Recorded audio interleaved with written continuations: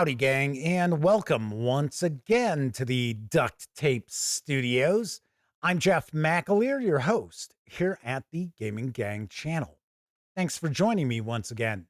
Before I jump on into today's first look, I do want to remind you, if you enjoy the Gaming Gang and would like to support the outlet, you can do so in a few different ways. First, by utilizing our affiliate links to the One Bookshelf sites, such as Drive-Thru RPG, and to do so, just head on over to thegaminggang.com and click on one of our banners. Or you can make a one-time donation by way of PayPal or become a monthly member of our Patreon. You'll find links in the show notes. Also, down in those show notes, you'll find an invite link to our Discord server. It is absolutely free to come hang with the gang over on Discord. Small Publisher September rocks on, as today I am going to take a first look at Hexen for Outcast Silver Raiders from Exalted Funeral. This 48-page softcover zine with PDF carries an MSRP of $20. If you want to grab just the PDF alone, you can do so for $12. Having said all that, let's swing out over to the other camera because here I've got Hexen. Few things to mention before we get stuck in. First of all, my friends over at Exalted Funeral were kind enough to provide me with this review copy, but neither I nor anyone else affiliated with the Gaming Gang has received any other sort of compensation for me to share this first look with you. It's important, you know that. We're also not going to look at each and every page of the zine, but I do want to give you a good feel for what you're going to find inside.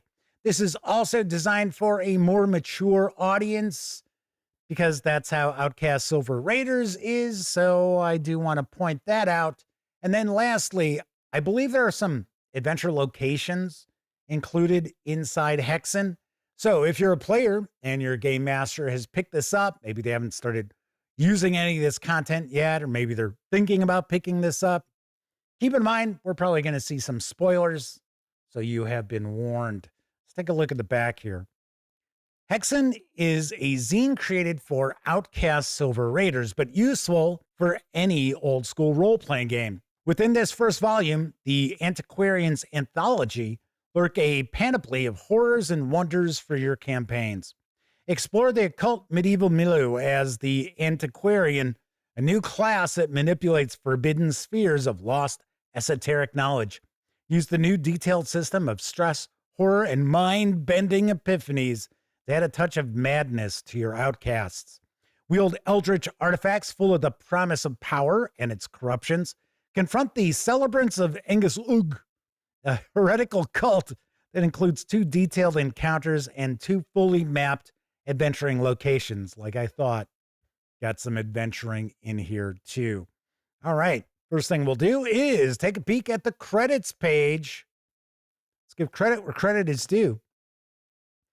If you have not checked out my review for Outcast Silver Raiders, please do, because I thought it was excellent. The 3rd volume is just amazing. Fantastic. All right. So let's see. We've got our table of contents. Looks like the first thing we're going to do is kick off with our new class. Now we got Eldritch Artifacts, Stress and Horror, and then the Celebrants of Angus Ugg. I'm sure I'm mispronouncing it, but still. That looks like that might have the most page count devoted to it. All right, so the Antiquarian, gotta say, font's a little small for these old eyes. Antiquarians are scholars and sages wielding perilous knowledge of heretical sciences. Antiquarians were once priests, librarians, scholars, archivists, alchemists, advisors, and nobles or other learned folk. But their thirst for learning got them in trouble. Perhaps it was an obsession with heretical sciences. Perhaps it was a strange and bookish demeanor. Or perhaps it was just a secret that someone more powerful would have preferred to stay hidden. Whatever it was, the Antiquarian was cast out from their lofty station, and now they wander in the wilderness, using their learning to advance their own mysterious agendas. Nice. So we're going to get our breakdown of the character and their abilities. So we have lore, spheres, and degrees. We have the black science. So each sphere has 9 stages of advancement called degrees. Antiquarians start with 3 degrees, which can be invested into the same sphere or divided across 2 or more spheres. So we have the black science here. There's a unique sphere of eldritch learning that's rated from 1 to 99 instead of using degrees. Antiquarians roll a d6 to determine their initial rating in the black science, representing knowledge gleaned from forbidden tomes. Okay, and then we're going to get into our spheres. So we've got anatomy, archaeology, botany, psychology. Okay, so was that it? I guess so. And then we've got our advancement here. Then we got our eldritch artifacts, pouch of possessions, an unremarkable but finely made green pouch. The pouch of possessions is lined with fine golden thread. It fits comfortably at the hip. It cannot be frayed or damaged by any means. An item placed within the pouch seems to slip away out of its bearer's grasp. It cannot be removed unless its bearer physically enters the pouch to retrieve it. All right. Some of these, I guess, are sentient, so it's talking about their personalities. Nice. Okay, so this is horror, right? Oh, stress and horror. Why stress? Due to the dark medieval atmosphere of Outcast Silver Raiders, outcasts are like candles flickering in the darkness. If the wind is too strong, the candle might go out. By using the optional mechanic, outcasts in your campaign can choose to take on stress to gain advantages on rolls. Harrowing circumstances, however, can cause unexpected stress to accrue. And then we've got horror. Just as stress represents an outcast's struggle to hold their psyche together when pushed beyond their limits, horror represents failure in this struggle. Horror is tracked separately from stress and cannot be healed as easily.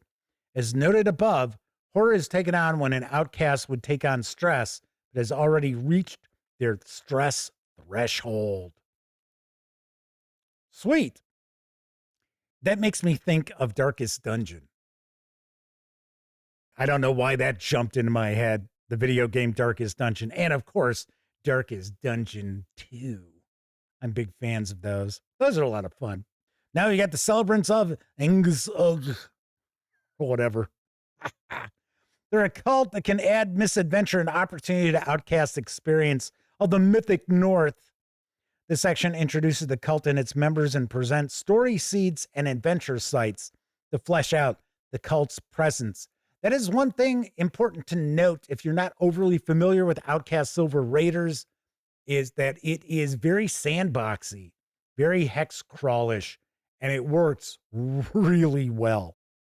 So we've got different goals of the cult, leadership structure, getting some stat blocks here, some encounters, love powder. This encounter is best used when the outcasts are drinking in a tavern, inn, or similar anywhere in the north, most likely above the Kolok. So we've got a few different possible entries into this encounter. A drunk young man named Harris Adair is pining for a woman he fell in love with, a servant girl named Godet Gilios. Gigi, why doesn't she feel how I feel? That stupid Brody, he doesn't really love her. So it's giving us a setup. And then if the outcasts don't do anything, or if they do interfere. So we've got a few encounters. And then I think this is a locale. Yep, there you go. The Bleeding Hill. The Bleeding Hill is ostensible headquarters of the cult. It makes for a suitable first major confrontation with the group. So then we've got our keyed locale. And then our locations. And then we've got the caravan of Engizlug.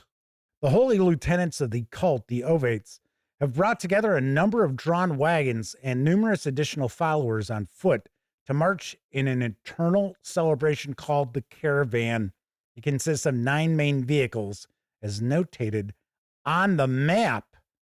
All right. And that is how we will wrap up this issue of Hexen for Outcast Silver Raiders. Of course, I will have a review of Hexen in the not too distant future. Once again, this is available now from Exalted Funeral. The 48-page zine with PDF carries an MSRP of $20. You can grab just the PDF alone for $12. All right, that is it for this time out. If you like the video, by all means, please give it a quick thumbs up. Subscribe to the Gaming Gang channel if you haven't already, and if you do subscribe, don't forget, ring that bell.